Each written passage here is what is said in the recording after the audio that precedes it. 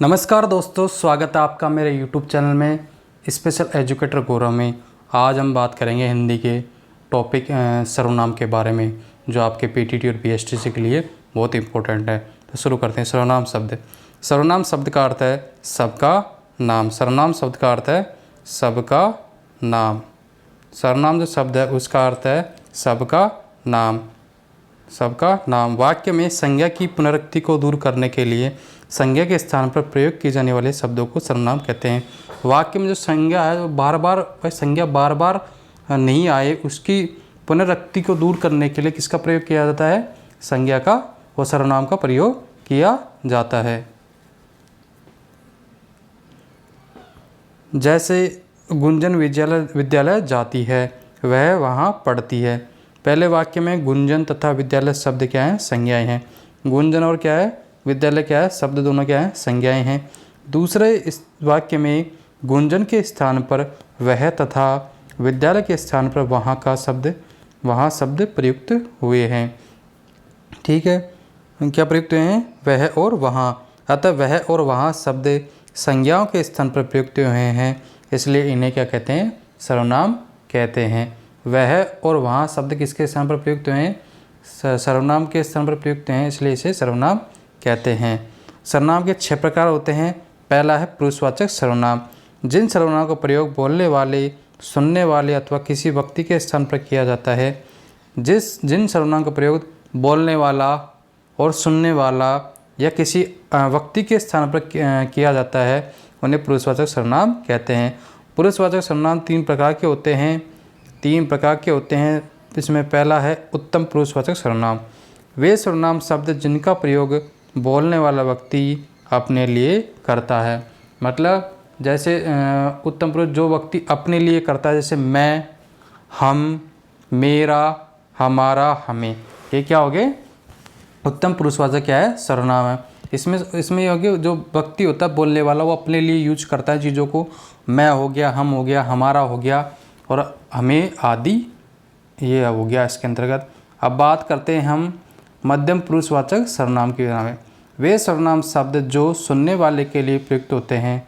जैसे मध्यम सुनने वाले के, जैसे मैं किसी सामने वाले व्यक्ति को कुछ कह रहा हूँ, ठीक है, जैसे तुम, तुम्हें, तेरा, आप, आपका, तू, तुम, तुझे, तुम्हें आदि। हिंदी में अपने से बड़े या आदरणीय व्यक्ति के लिए तुम की अपेक्षा आप सर्वनाम का प्रयोग किया जाता है। जो हमसे बड़ा होता है उसके लिए हम किसका प्रयोग करते हैं? हम आपका प्रयोग करते हैं। अन्य पुरुषवाचक सर्वनाम वे सर्वनाम जिनका प्रयोग बोलने वाले तथा सुनने वाले व्यक्ति किसी अन्य व्यक्ति के लिए प्रयुक्त करते हैं। जैसे 2 व्यक्ति बात कर रहे हैं किसी तीसरे व्यक्ति के बारे में, तो क्या हो गया? बोलने वाले तथा सुनने वाले व्यक्ति किसी अन्य व्यक्ति के लिए क्या करते हैं? प्रयुक्त करते हैं। जैसे वह, वे क्या करते हैं? उन्हें देखा था मैंने बाजार में। उसे, इसे, उसका, इसका आदि। अब हम बात करते हैं निश्चयवाचक सर्वनाम के बारे में। वे सर्वनाम जो किसी निश्चित व्यक्ति या वस्तु का बोध कराते हैं। निश्चयवाचक सर्वनाम क्या होता है? जो किसी निश्चित व्यक्ति या वस्तु का बोध कराते हैं, उन्हें निश्चयवाचक सर्वनाम कहते हैं। किसी निश्चित, मतलब कोई वस्तु क्या है? निश्चित है। जैसे यह, वह, इस, उस, ये, वे आदि। वह आपकी घड़ी है, वह आपकी गाड़ी है। वाक्य में वह शब्द क्या है? निश्चयवाचक सर्वनाम है। इस प्रकार यह मेरा घर है, में यह शब्द क्या है? सर्वनाम है। अब बात हो गई अनिश्चयवाचक सर्वनाम की। वे सर्वनाम शब्द जिनसे किसी निश्चित वस्तु या व्यक्ति का बोध नहीं होता है, बल्कि अनिश्चय की स्थिति बनी रहती है। वे सर्वनाम शब्द जिनसे किसी निश्चित वस्तु या व्यक्ति का बोध नहीं होता है, बल्कि अनिश्चय की स्थिति बनी रहती है, उन्हें क्या कहते हैं? हम उन्हें कहते हैं अनिश्चयवाचक सर्वनाम कहते हैं। उन्हें क्या कहते हैं? अनिश्चयवाचक सर्वनाम कहते हैं।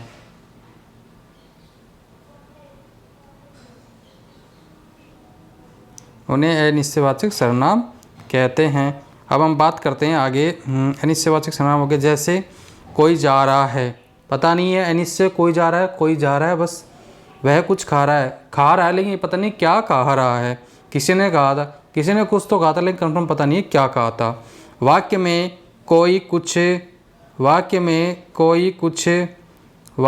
कोई कुछ शब्द अनिश्चयवाचक क्या है? सर्वनाम है। अगला है प्रश्नवाचक सर्वनाम। वे सर्वनाम जो प्रश्न का बोध कराते हैं या वाक्यों को प्रश्नवाचक बना देते हैं।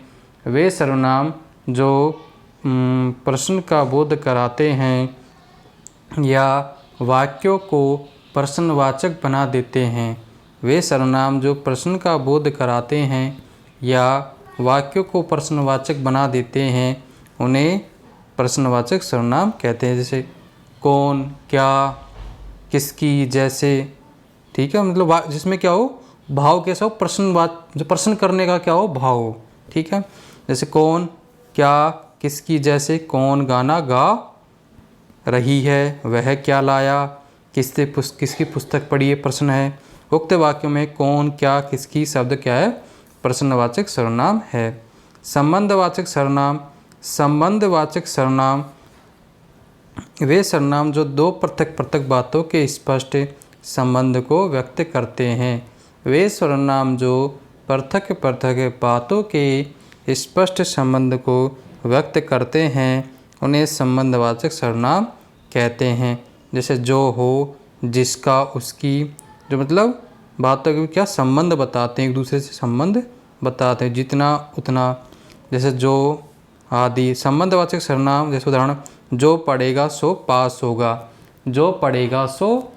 होगा, जितना गुड़ डालोगे उतना मीठा होगा। निश्चयवाचक सर्वनाम वे सर्वनाम जिन्हें बोलने वाला कर्ता स्वयं अपने लिए प्रयुक्त करता है। निज का मतलब स्वयं, अपने लिए। वे सर्वनाम जिन्हें बोलने वाला कर्ता स्वयं अपने लिए प्रयुक्त करता है उन्हें निजवाचक सर्वनाम कहते हैं। आप, अपना स्वयं, खुद आदि क्या है? निजवाचक सर्वनाम है। जैसे मैं अपना खाना बना रहा हूँ, अपना कार्य खुद कर रहा हूँ। तुम अपनी पुस्तक पढ़ो आदि वाक्यों में अपना, अपनी शब्द निजवाचक सर्वनाम है। तो सर्वनाम को कितने सर्वनाम है? 6 प्रकार के सर्वनाम होते हैं। पहला है पुरुषवाचक